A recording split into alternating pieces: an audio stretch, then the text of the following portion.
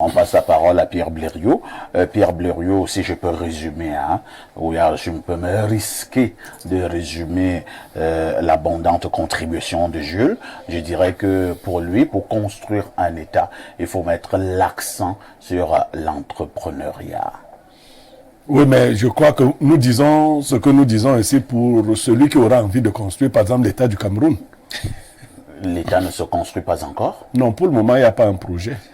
Celui qui voudra après... Oh, Blériot, sois sérieux. Je suis très sérieux. Depuis 1960, il n'y a pas un projet de construction d'un Jules État? Brice vient de décrire l'orientation qu'on a donnée à notre jeunesse. Jules, tes prémices, nous parlons en logique de prémices, sont si belles. Mais la conclusion ne découle pas de là. Vous ne pouvez pas demander à quelqu'un que vous êtes allé enfermer dans ce système-là, à la fin, d'avoir l'esprit entrepreneurial. Non, parfois ici, c'est pas comme ça. Vous m'avez enfermé, l'école est le plus grand menteur de tous les temps. Il vous promet ce qu'il sait qu'il ne vous donnera pas. C'est pour cela que vous avez ces intellectuels qui se fâchent de voir des gens réussir sans être passés par l'école. En fait, l'école formelle. Moi, je suis allé à l'école pour une seule raison. Je ne voulais pas qu'on me dise que c'est parce que l'école m'a dépassé que je parle comme ça.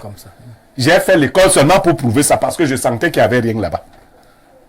Il y a des cerveaux qui aiment répéter les théories. Il en faut pour un État, mais ce n'est pas eux qui bâtissent l'État. Maintenant, il y a des cerveaux pragmatiques, ou alors qu'on forme au pragmatisme.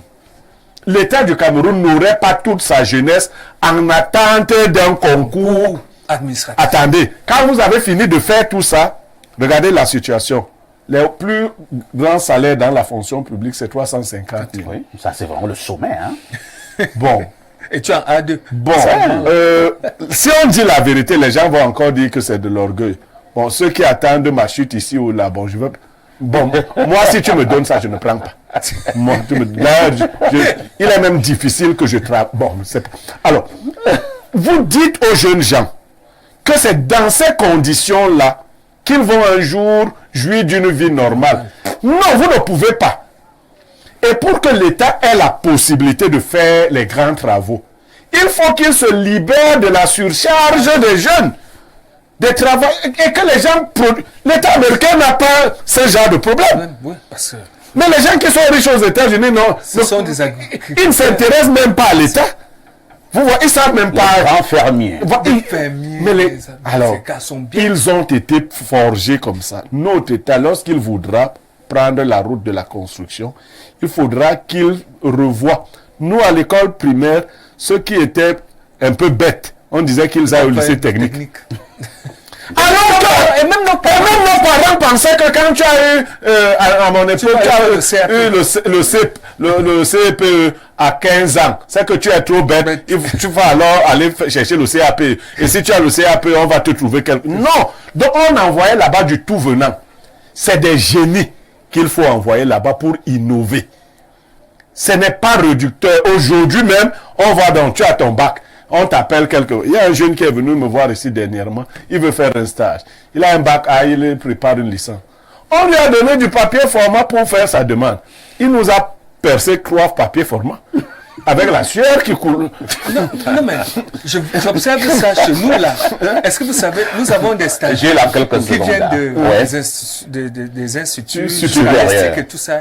Mais je vous assure, quand vous voyez ce que cet enfant écrit, je ne cite pas le nom, il n'est pas le seul. J'en ai connu depuis 2018. Chaque année, je reçois 10 stagiaires au moins de ces grandes écoles-là. Mais vous posez la question de savoir, ce mec ou cette fille, a-t-il eu le BPC? Non, la bonne question, c'est pourquoi on lui perd le temps là-bas. Depuis longtemps, il maîtriserait déjà la culture de la nana. Oui, je t'assure. Parfait. Si tu vois ça, tu verses tes larmes. Tu peux pleurer. C'est mon fils. Je crois qu'il m'a accompagné, il est là. Il fait seconde, qui parfois me dit, papa, tu dis que c'est un élève journaliste ici. Il dit, oui, regarde ce qu'il a écrit. Merci beaucoup. On passe la parole à Alain Douc. Alain Douc, il faut dire que l'entrepreneuriat maintenant, la culture des études techniques est prioritaire pour Jules et même pour Pierre Blériot. Entre-temps aussi, est-ce que nous ne devons pas mettre un accent sur la mentalité, un accent sur la morale lorsque nous voulons construire une nation? Vous savez, je ne suis pas de ceux qui promeuvent cette doxa qui met tout en réalité désormais dans l'entrepreneuriat, comme si c'était cette espèce de panacée qui viendra résoudre tous les problèmes, pendant qu'en réalité, lorsque vous essayez d'étudier plus minutieusement, vous vous rendrez compte qu'on promeut trop cette idéologie entrepreneuriale pour essayer d'occulter l'échec des politiques publiques en réalité. Donc, l'État n'arrive plus à assumer un certain nombre de choses et il y a ce désengagement et puis on dit tout le monde allez-y, entreprenez, etc. comme pour se désengager. Or, vous allez voir les grands exemples d'entrepreneurs que nous citons la plupart du temps, vous allez voir qu'ils ne tombent pas de rien du tout. Vous êtes dans un contexte de marasme où les gens sont totalement précaires. Et vous demandez à ces gens-là, à 90-80% précaires, d'être des entrepreneurs. C'est pas évident. Quand vous voyez la lignée des Gates, Gates a été tenu par la main par sa mère, qui siégeait déjà au conseil d'administration d'IBM. Lorsque vous allez voir d'autres gars de sa trempe, vous allez vous rendre compte que l'histoire officielle qu'on raconte la plupart du temps au sujet de leur succès ne tombe pas du ciel. Il y a des fondements et la plupart du temps, ils étaient dans une certaine oligarchie.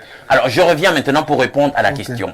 Qu'est-ce qu'on fait pour construire un État? C'est quoi la priorité? Moi, je dis qu'il faut de tout pour faire un monde. C'est-à-dire que un État, d'abord, se conçoit idéologiquement. C'est-à-dire, vous devez définir sur le plan civilisationnel ce que vous voulez. Et ce n'est pas le maçon qui vient définir ça. Est-ce que je me fais bien comprendre? C'est des gens qui ont la jugeote. C'est des gens qui ont de la prospective.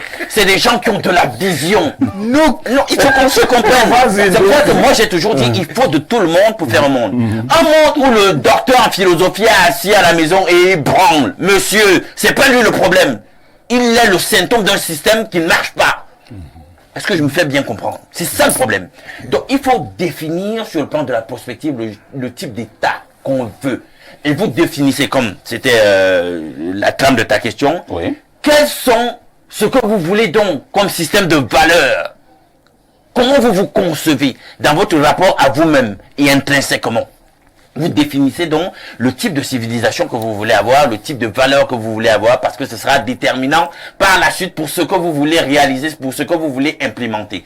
Maintenant, puisque c'est idéologiquement que le monde est construit et conduit, vous allez donc poser les bases idéologiques de la nation.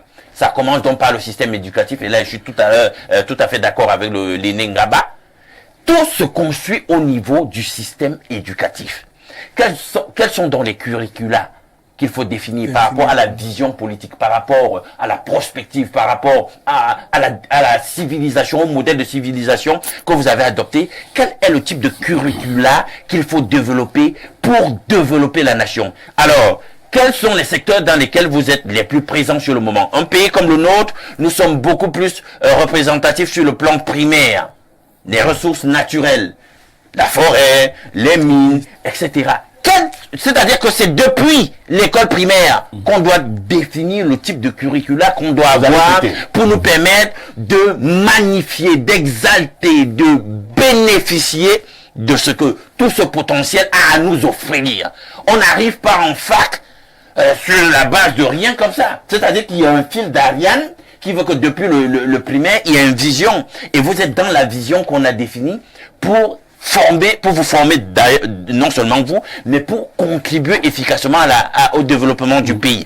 Donc, et ça ne veut pas dire que les autres disciplines qui aident au façonnement de l'esprit, outre les disciplines qui permettent de façon ostensible, qui sont manuelles, qui permettent un développement au sens direct, produire je sais pas moi l'alimentation, etc., etc. Il y a leur place, mais on ne va pas non plus s'exempter du besoin de penser. parce que c'est idéologiquement que le monde est construit. Et c'est là le hic, et là où le bas blesse avec des nations telles que les États-Unis aujourd'hui. Vous allez remarquer qu'ils sont certes développés aujourd'hui, mais quand vous allez évaluer le système éducatif américain pour voir fondamentalement ce que les apprenants, les jeunes Américains aujourd'hui valent, vous allez vous rendre compte qu'on a formé une génération moutonnière en réalité. Les gens sont juste formés dès l'école pour penser d'une certaine façon, ils ne sont pas critiques et puis il y a un problème à ce niveau. On vous a compris Alain Douc. Alain Douc est également très clair. Hein. Il dit que pour bâtir une nation, c'est d'abord une affaire d'ordre idéologique. Il faut avoir des idées. Non, pas des idées, ne dis pas ça comme ça. Parce que tu dis de manière... il faut concevoir. On conçoit un État. Et un État suit une vision. Et il pense que c'est pas le maçon qui doit donner cette vision-là. Voilà. Je voulais vraiment... Parfait. Vraiment, quand on dit que tu es le sac, peut-être que tu es... Non, j'ai le soupçon qu'Alain Douc a fait de bonnes études de philosophie. Et c'est une très bonne chose, parce que c'est les études fondamentales que j'ai faites. J'ai observé 2 personnes dans ma petite vie, Alain Douc. J'ai observé un oncle qui était mécanicien. Et j'ai observé un professeur de philosophie. L'un expliquait si bien les choses qui devaient se faire, et l'autre faisait si bien les choses qu'il ne savait pas expliquer.